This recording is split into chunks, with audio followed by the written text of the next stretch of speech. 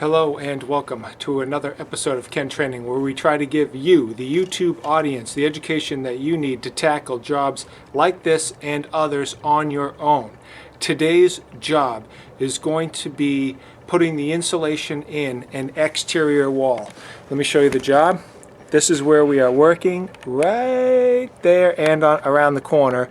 So you can see where I've got down to the studs, and I've already put in the weep screed because we're going to do stucco. Check out my channel and other videos to see this whole project, but right now we're focusing on the insulation. This bag right there has the insulation that I took out of the wall when I did the demo. Okay, now what we're going to do is we're going to put that insulation back into the wall. This particular insulation is just standard regular pink insulation. It is unfaced. When it comes to insulation, there are so many different types, and technology and building practices have changed over the years. If you were to have faced, like paper faced insulation, the paper would go towards the living space, the heated space. But in this case, it's not faced, it's unfaced. But when you work on an exterior wall, you want to be very cognizant or aware of exactly how the water vapor is allowed to escape from that cavity, from that wall cavity. Otherwise, you're going to create mold in your walled cavity. That is what can happen in buildings where people don't put the proper precautions to allow the water to escape. So in other words, hypothetically, let's say I was to build this exterior wall, put plastic on it, on the exterior wall, and then put on the stucco and stuff like that. Plastic is non-permeable. Then let's say on the inside of this exterior wall, I was to put on a wallpaper that was a non-permeable wallpaper. Then that vapors that would get trapped inside that wall, just through life, through rain, through whatever, they would get trapped inside that wall, even though technically they're not supposed to. If you have plastic that was installed properly, hypothetically, you shouldn't really get it. But no matter what, you're still going to get water vapor in there. And then you're going to, if you don't allow that water vapor to escape, you're going to create a mold environment. Mold is now going to grow inside your walls, and it's going to create an unhealthy living condition for the occupants in the residence. So in our case, we don't have to worry about that. We are going to be completely permeable because it's unfaced insulation that we're going to be installing, and we're not going to have any plastic on the exterior. We're going to put on building paper, D building paper. D is in the letter delta. By code, you need 2 layers of D paper before you put the stucco on. I'm thinking what I'm going to do is go 1 layer above that, go 3 layers of D paper, so I am 1 above code, so building to a higher standard, just to create a really good water penetration barrier, so water isn't going to enter into the residence, because that's your last line of defense before you start getting to the building framing and so forth. So I want the water to be outside of that plane. But right now we're on the insulation phase. Let's get to it. Here's the wall. I did add this electrical box. There was no electrical box here. Check out my channel if you want to see how to install that on your own. I purchased it from Amazon for like $21. I tapped off of that existing electrical and framed the whole thing in and so forth. Weep screed is installed, so now we are good to go for the insulation. I have a dust mask on right there. I am going to put that on. Then I'm going to just start in this cavity over here and work my way down the wall.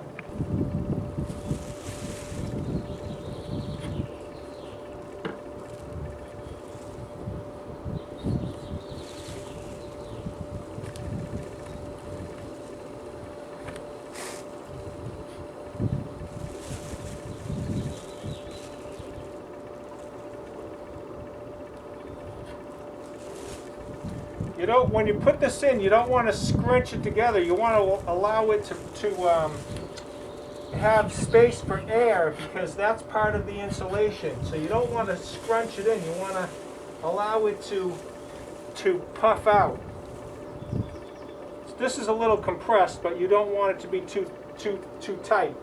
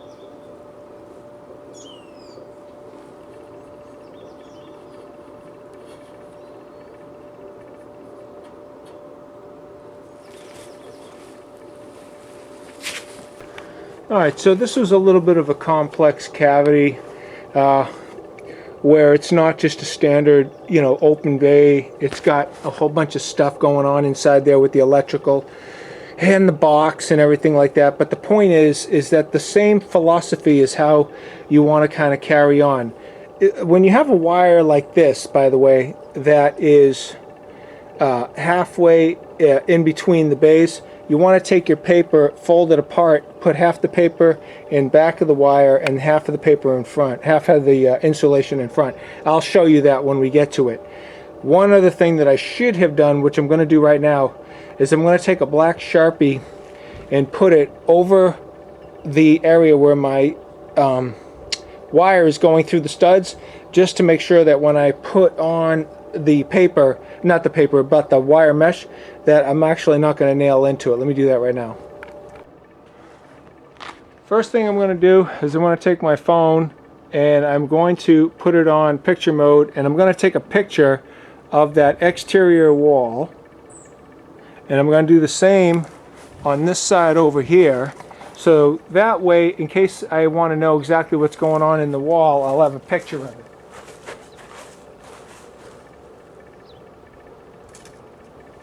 Okay, now that I've got that, let me take a black Sharpie. In addition to the picture, I'm just going to take a black Sharpie and just put it where I don't want to nail.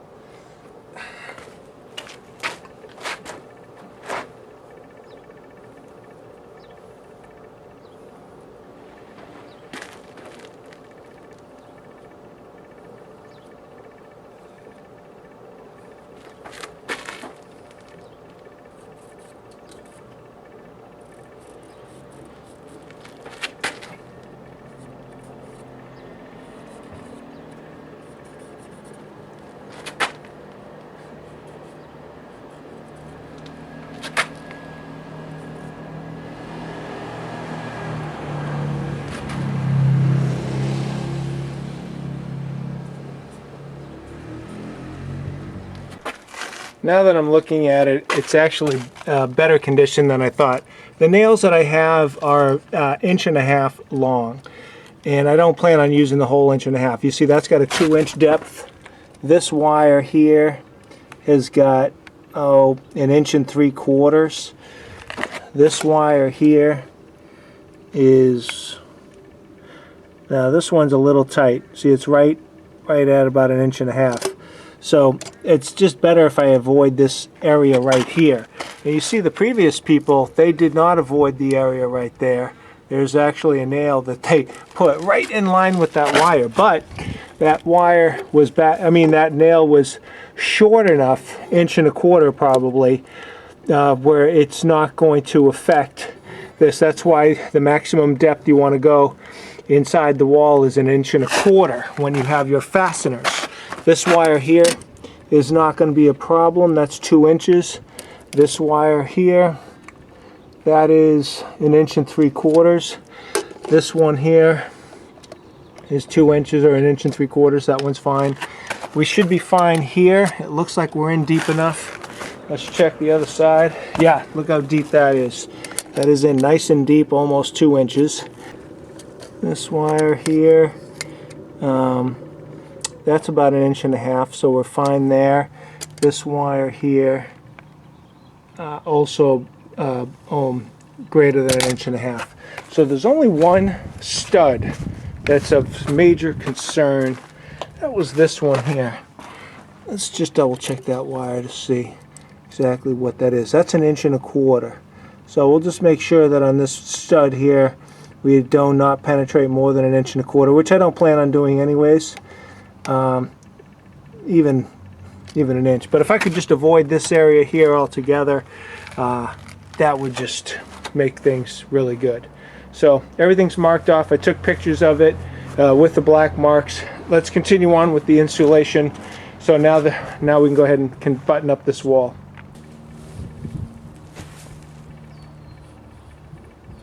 So what we'll do here with this wire is we're going to break this apart like this. We're going to take a portion of the insulation, put it in back, tuck it under the wire, come up, get it into the corners, then take the remaining and go like that, and then fill the cavity that way.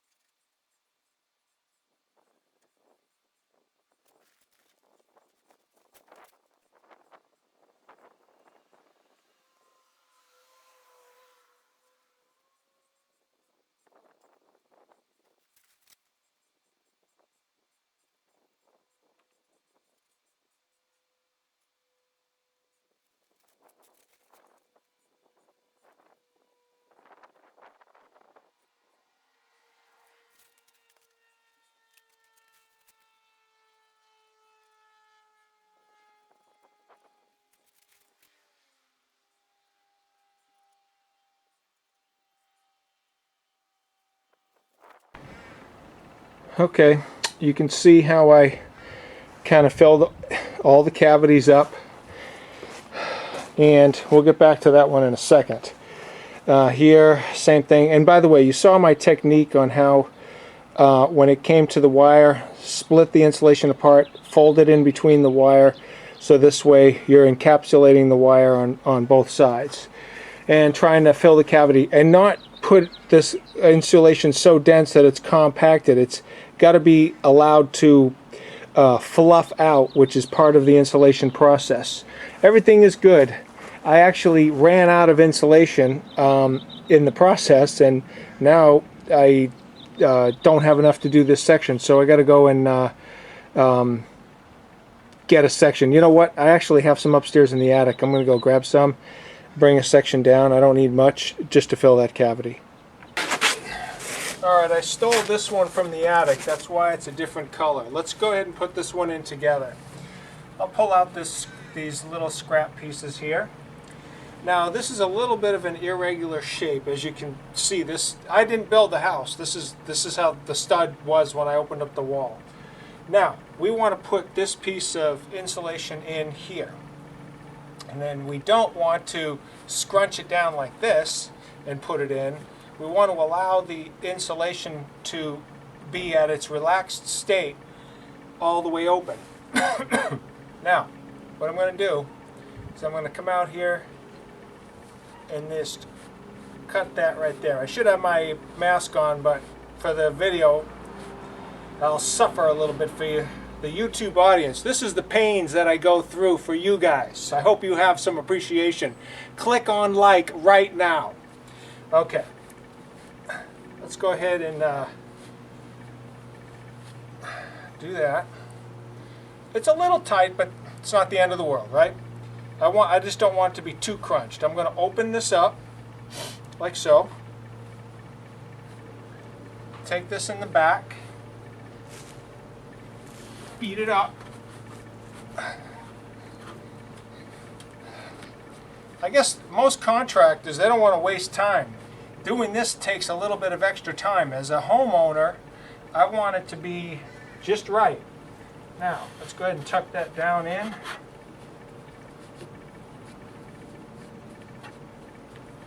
And then I'm trying to pull it out to make sure it's all not scrunched up, but fluffed out. When I put the paper on, it'll be just pushing up against the paper.